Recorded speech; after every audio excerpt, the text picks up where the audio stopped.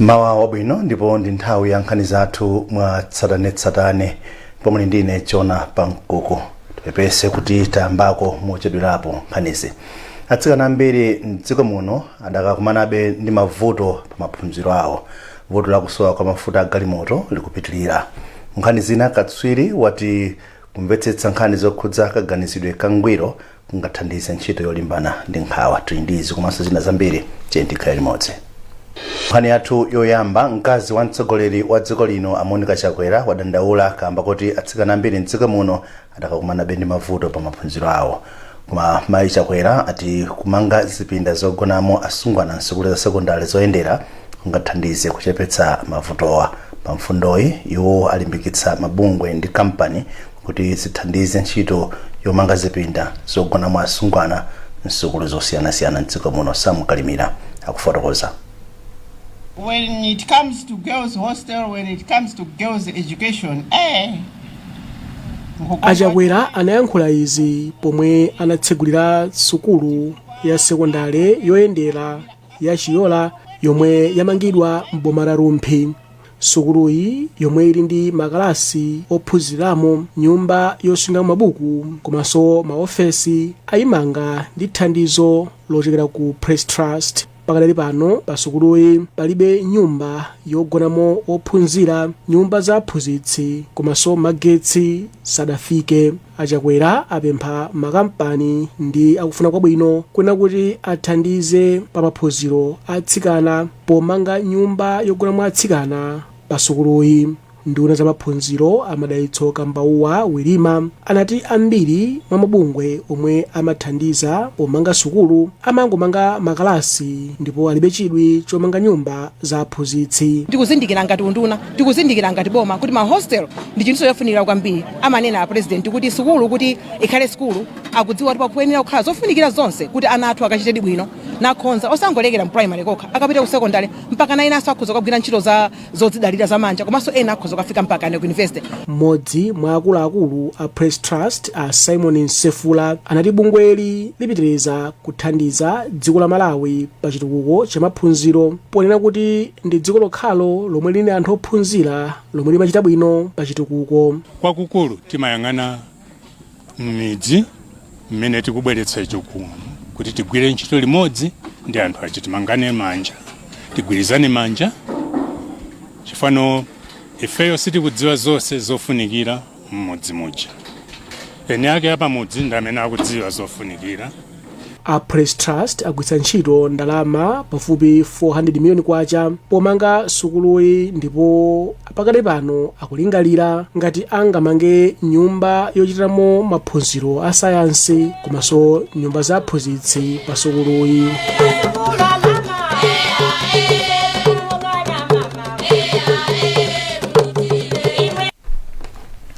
Pamene dziko lino likukumanabe ndi mavuto angwiro maganizidwe, katswiri pa nkhani alumbani Mhango wati kusiyanitsa pakati pa malingaliro angwiro ndi nthenda ya misala kungathandiza anthu kuthana ndi nkhawa. Mhango ati nkhawazi zikumadza kamba ka zifukwa zosiyanasiyana monga nkhani zachuma. Esna Tembo walimba ripoti mwakuwerenga ndi Brenda Kayo.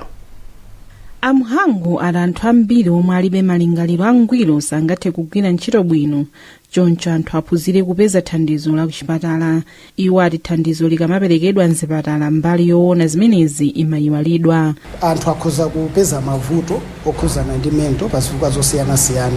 Zina mwa izo ndi kumwa mwa uchidakwa, kusuta fodya wamkulu, komanso zinthu zina zochitika mmoyo ngati kutha kwa mabanja, komanso kusowa kwa zinthu zina zomwe munthu amazifuna za tsiku ndi tsiku monga ngati ndalama.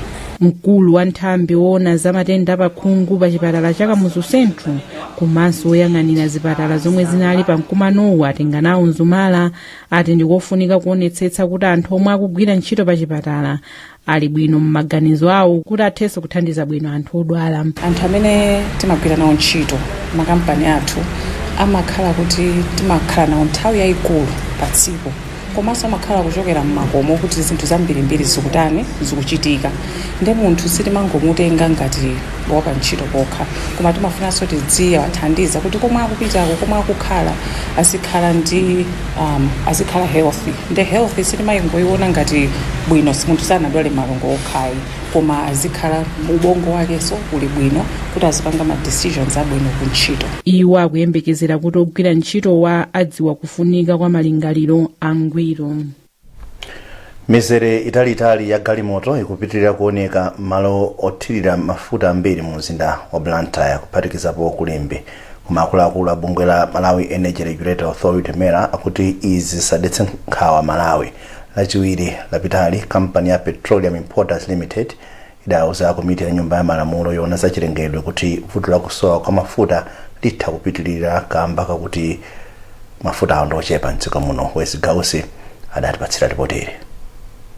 Poyankhula ndi Times atamaliza kukumana ndi abungwe la PIL kumponera lolemba wapampando wa komiti Awerani Chilenga ati bungwe lilauza komiti yawo kuti lidalembera kale anduna za magetsi lachinayi sabata latha pa nkhani zokhuza mafuta. Iwo ati vuto lili kuchitikanso kwambiri kamba kosowa ndalama zakunja mdziko muno. Mkulu wa bungwe la PIL Martin Msimuko sanathirepo ndemanga atamaliza mkumano wawo ndi komiti iyi. Pakadali pano komiti ya ku nyumba ya malamuloyi yatsindika zakufunika kokweza mitengo ya mafuta mdziko muno linauzanso kuti iwo sakupanga phindu kamba kakuti mitengo ya mafuta ndiyotsika kwambiri. Bungwe lona zachisankho la Malawi Electoral Commission MEC lati lili ndi chikhulupiriro mu makina atsopano otchedwa election management devices. Wapampando wa bungweli Anapero Ntalimanja wati makinawa adzathandiza kuti chisankho cha chaka chamawa chizayende bwino. Ntalimanja anena izi boma ladowa pa maphunziro a anthu amene azidzakonza makinawa pemphero malimba anali nawo kudowa. Wapampando wa bungwe la MEC Anapero Ntalimanja anati ndondomeko yoyendetsera zipangizozi ndiyodetezedwa ndipo idzathandizira kuti ndondomeko ya chisankho iyende bwino. Amtalimanja anatsindika kuti bungweli lipitirira kuchita zokambirana ndi adindo osiyanasiyana pa nkhani ya chisankho ndi cholinga chorathane ndi nkhawa za adindowa pamene bungweli likufunitsitsa litamachita zinthu poyera pamene ikupitirira kukonzekera chisankho cha chaka chamawa. Makina tigwiritsa ntchito ndithu tikayamba registration pa 21 itutumiza ku masenta onse. Anzathu azipani monga takhala tikuwafotokozerera akhulupirire kuti makina wati kugwiritsa ntchito mwa ndondomeko ndipo palibe chachinyengo china chilichonse. Monga timapemphera nthawi zonse wondomasuka ndipo ndofunika kuti afike ndithu ku senta ina iliyonse aone kuti ntchito ikuyenda bwanji. Kumbali ina iwo apempha anthu omwe akuchita maphunzirowa kuti akagwire ntchito yawo mwaukadaulo. Mmodzi wa anthu amene akuchita nawo maphunzirowa Lankeni Mwambira anati maphunzirowa ndi ofunikira kwambiri kuti ntchito yawo idzayende bwino. Maphunziro lero ali bwino kwambiri ndi akhala othandiza kwambiri kwa ifeyo ngati ma technician mdziko la Malawi because ndikudziwa kuti tikuyimirira ma technician ena amene ali kunjanso chifukwa ma skills amene titaphunzire kunoko akatithandiziranso kuti tikapange zinthu zina kunjako. Izi zikudza pamene zipani zina za ndale zakhala zikuonetsa kusakhutira ndi kagwiridwe ntchito kamakinawa. Bungwe la MEC likuyembekezereka kudzagwiritsa ntchito makinawa okwana 6,500 pa ndondomeko ya chisankho cha chaka chamawa kuyambira ntchito yolemba anthu mkaundula wa voti imene iyambe pa 21 mwezi uno. Bishop wa Diocese ya Nzuzu ya mpingo wa Katolika John Ryan wadzudzula kudzikonda komanso kudzikundikira chuma pakati pa anthu andale. Ryan ati zokhumudwitsa kuti andale ambiri amayika zofuna zawo patsogolo malo mwa chitukuko cha dziko akasankhidwa m'maudindo osiyanasiyana. Iwo alankhula izi pa chikondwerero chokuti bungwe la amayi la Kwitu lakwanitsa zaka 20 chiyambire ntchito zake mdziko muno. Patience Runda ndamene ali ndi nkhani yonse. bungwe la kwithu limathandiza ana ovutika komanso limaphunzitsa achinyamata ndi amayi luso losiyanasiyana. Bishop Brian anati mabungwe ngati akwithu amakasaka thandizo kunja kwa dziko lino kuti athandize ana achinyamata komanso amayi a mdziko muno koma salandira thandizo kuchokera kwa Malawi komanso boma kumene. Iwo anapempha kuti pakhale mgwirizano pakati pa boma ndi mabungwe omwe si aboma kuti athandize kutula miyoyo ya Malawi. But the problem is we are so busy with our own agendas in government, in politics. Vuto ndiloti anthu amayika zofuna zawo patsogolo kuyiwala za Malawi. Koma sibwino kumangodalira mayiko ena kuti atithandize. Depending upon people from America to rear children here in Malawi. This is the job of us Malawians, of government here. Kumbali yake yemwe anayambitsa bungwe la amayi la kwithu a Ana Msowoya Kids anati akwanitsa kufikira ana opitirira 800 ndi ntchito zawo zosiyanasiyana. Akiz anadandaula ndi kusowa chikhumbokhumbo chothandiza anthu ovutika pakati pa Malawi. Kuti dziko lathu lipite patsogolo tiyena kuti tonse tizipereke osaganiza kuti kodi ndikachita chakuti nditengapo chani. Mavuto ena ndionena kuti sitikuonedwa. Chimanifesta chisoni kuti munthu amene amakuyamika ndi wapatali osati wapachani wapafupi. Mfumu ya mzinda wa Mzuzu akondwani Brian Yasulu anayamikira bungwe la kwithu pothandiza kutukula maphunziro ndi ntchito za umoyo. Bungwe la kwithu layambisanso ntchito za luso la manja monga kusoka komanso kalipentala. Bungwe likugwiranso ntchito yodyetsa ana komanso kupereka thandizo la fizi kwa ophunzira ovutika. Ndipo mu ripoti lathu lapadera sabata ino Mese Matonga akubweretsa poyera mavuto amene ophunzira aulumali osamva akupitirira kukumana nawo. Mese wapeza kuti ophunzirawa akukumana ndi zokhoma zambiri pofuna kukwaniritsa masomphenya awo. Sukulu ya sekondari ya Lilongwe Girls yakhala ikusula akadaulo pa ntchito zikulu zotukula dziko lino. Komabe chingakhala ana omwe amayenda makolidwe a sukulu ya makhala ndi maloto akuluakulu. Kwa Eliza lomwe dzina lake lenileni wa zaka 19, maloto ake ngotsikirapo kamba kavuto losamva lomwe ali nalo. Patapita masabata awiri atabadwa, Eliza anasiya kumva chifukwa cha matenda a meningitis.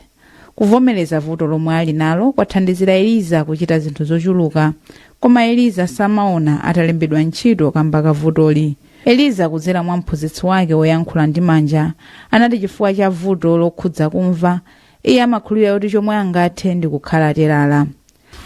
Ntchitozo ine ndi chisenzafusa makolo anga kuti kodi nditha kugwira ntchito yanji, koma panopa maganizo anga ifa kuti kunoko ndiphunzira teralingi ndifuna ndipeze ma skills ateralingiwo kuti mwina kusogolo kufa kuti ndi vuto la communication kusogolo ndizati kugwira ntchito pandekha yosoka. Nkhani ya Eliza ikuonetsa ena mwa mavuto omwe ana akuphunzira sukulu ali ndi ulumali akumva akukumana nawo. Malinga ndi Lucius Zimba, mkulu wa department ya ana maulumali osiyanasiyana ku sukulu ya Lilongwe Girls, mwayi kwa ophunzira osamva kuchita bwino akachoka pa sukulu ya sekondari ndi ochepa. Pa nkhani ya mayeso aboma kunena kwa lero tinena kuti anawa akuchita bwino chifukwa chesi yapitayi ana onse amaulumali pa Lilongwe Girls anakhoza. Pa MSE analakwa mwana mmodzi wa maulumali, ena onse anakhoza, chimene tikuona kuti ayamba kuchita bwino kwambiri and ndi record yoti ndiyaposa chedwa apa chifukwa cha zina zimene takonza zimene tikupanga kuti tiathandize anawa kuti achite bwino. Sekerani kufa kwina ndi mmodzi mwa akuluakulu omenyera ufulu wa anthu osamva, ndipo anati pali mavuto ambiri omwe akulepheretsa anthu osamva kupita patsogolo ndi maphunziro awo. Akufa kwina omwenso ndi osamva anati pa msika wa ntchito anthu osamva ambiri amapezeka kuti amagwira ntchito zamanja kamba kuti amakhala alibe zowayenereza zopikisana nawo pa ntchito za m'maofesi. Kumalawi kuno kuli anthu oposa 40,000 omwe ndi osamva, koma kusowa kwa sukulu zapadera kwa ophunzira amenewa ndi vuto lalikulu, ndipo sukulu zomwe zilipo zochepa mulibe zipangizo zokwanira. Malinga ndi Azimba, pa sukulu ya Lilongwe Girls Secondary. Mwana osamva mmodzi ndi amene anapita ku sukulu ya ukachenjede mu zaka zisanu zapitazi.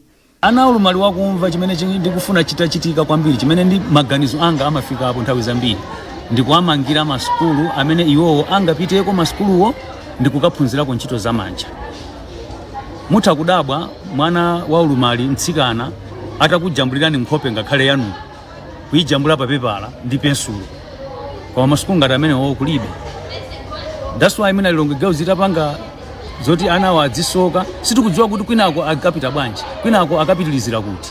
Nde chimene ndingakonde kwambiri nchonena kuti mwina boma kaya ndi anthu amange masukulu onena kuti ana amene wawa apezeke ndithu ndi chochita china chake akatuluka kunoko. Komatu pali nkhani zina zopatsa chiyembekezo, monga nkhani yake Timwamvani wa zaka 24 yemwe anasiya kumva ali ndi zaka 10 ndipo anagonjetsa zovuta zonse ndi kumaliza maphunziro ake a degree ku college ya Chancellor, ndipo pakadali pano akufunitsitsa atachita maphunziro ake a PhD. Nthawi zambiri ana amene ali ndi ulumali osamva amalephera chifukwa chakuti ma specialist teacher aphunzitsa amene ndokodawo lothandiza ana osamva alipo ochepa. Ndiye boma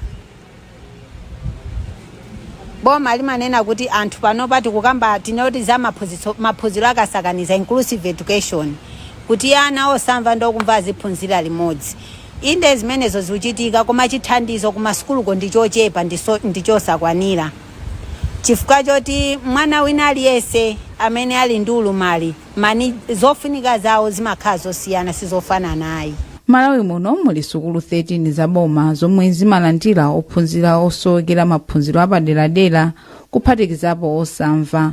Malinga ndi department ya ana alumali osiyanasiyana mu nduna wa za maphunziro, dziko muno muli aphunzitsi okwanira 115 amene amaphunzitsa ana oterewa, ndipo muli maziphunzitsi okwanira 451 omwe amayankhula ndi manja.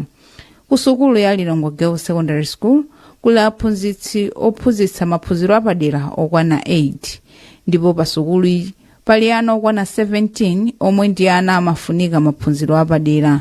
Pa sukulu pamayenereka kuphunziridwa ma lessons 36 zomwe zili zovuta kuti aphunzitsi okwana 8 wa akwaniritse. Koma pana 17 iwo tikunayankhula za maklasi 4 zimene zimakhala zovuta kwambiri kunena kuti aphunzitsi awiri pa klasi imodzi. Now malesoni pa tsiku amakhala 9. Ndiye kuti munthu ayimirire 9 lessons pa tsiku kapena anthu awiri agawane 4 ka 5 zimakhala zovuta ifo munthu sangayimirire for more than 2 hours akuyimirira kuti akupanga interpretation. Eliza ndi anzake ena ulumali ali ndi mwayi ochita maphunziro amanja zomwe zikupereka chiyembekezo chatsogolo labwino. Koma funso nkumati kodi maphunziro a anthu aulumali osamva angakwezedwe bwanji? Pofotokoza akhondoyo anati mpofunika kuchilimika pokweza maphunziro a anthu amene ali ndi maulumali kuti nawo azitha kupeza nawo mwayi wa maphunziro apamwamba. Zimene tingapange ngati dziko poyamba ndikuonesesa kuti chuma chimene chikuperekedwa gawo limeneli chikukwera kuti tikhale ndi aphunzitsi wophunzidwa bwino amene pa Chingerezi timati ma specialist teachers, komanso zida zimene zimathandizira kuti iwo amve pa Chingerezi timati ma assistive devices. Ndikoyenereranso kuti tikhale ndi curriculum ndondomeko yoperekera maphunziro imene kuyang'ana ana wonse osati ana alungalunga komanso ana amene amafunikira thandizo lapadera. Monga zikuonetsera mu nkhani, ophunzira ambiri osamva m'dziko muno, ambiri mwa ophunzira amenewa ali ndi nzeru komanso amalimbikira, koma kamba kakusowa kwa zipangizo komanso aphunzitsi ambiri samapitirira patsogolo ndi maphunziro awo kupyola secondary school, zomwe zimapangitsa kuti ambiri adzakhale ndi moyo wovutika. Ndi ripoti lapadera limenelo la Mese Matonga tamalizanso nkhani zathu mwatsatanetsatane mawu nomwe sanasiyane na insomiti yake. Atsikana ambiri mdziko muno akuti akupitirira kumanabe ndi mavuto pa maphunziro awo. Vuto lakusowa kwa mafuta a galimoto likupitirira.